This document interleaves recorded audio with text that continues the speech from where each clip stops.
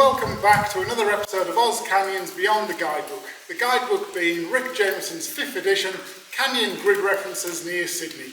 And today we're in Jumping Jacks Canyon. For any avid reader of the Rick Jamieson Guidebook, you might recognise the name Jumping Jacks because there is a grid reference in the guidebook. But the grid reference is here. Yes, it's a canyon, low quality, but it's not as worthy as being named as... This is the creek in the area worth naming. It's deep, dark, with a sinuous slot. It's a good canyon. So to visit the real Jumping Jacks Canyon, you have to go beyond the guidebook. The Numiyetta and Kurunguba areas are special. The sandstone conducive to slot canyons. Most creeks have at least a short section of canyon in them. I've been through more than 100 canyons in the area that aren't in the Jamieson Guide, and I still have another 50 or so creeks marked on my map as worth exploring, given the aerial photos and LiDAR data. It's worth investing a number of extended trips into the area, systematically working your way through the tributary systems. Oh, this is disappointing. The forecast for these few days was clear skies, max of high teens. Far from it, it's been raining all morning.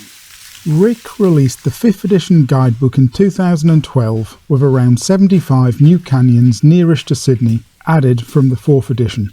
52 of those 75 new canyons were simply grid references with no further information. That's about 70% just grid references.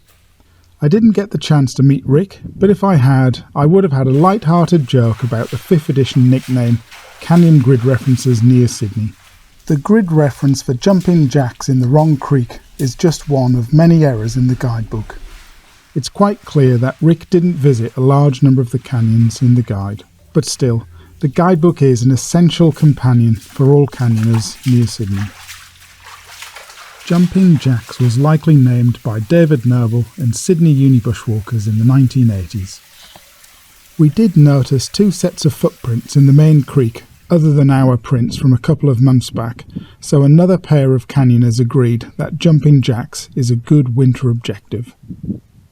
The Jumping Jacks area has a few canyon tributaries which we explored while in the area.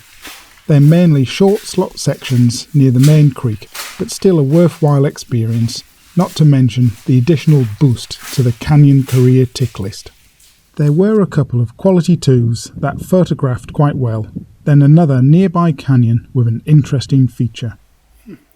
Usual for the Blue Mountains, there is a pothole. I'm actually standing on top of a bridge here, and then it goes through into another pothole on the other side. The down canyon exit is waist high.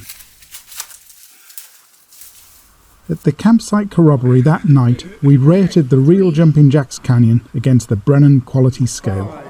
4, a 10 for Ryan, a 6 for Melissa. The real Jumping Jacks Canyon is 5 out of 10, something similar to Fortress and Empress.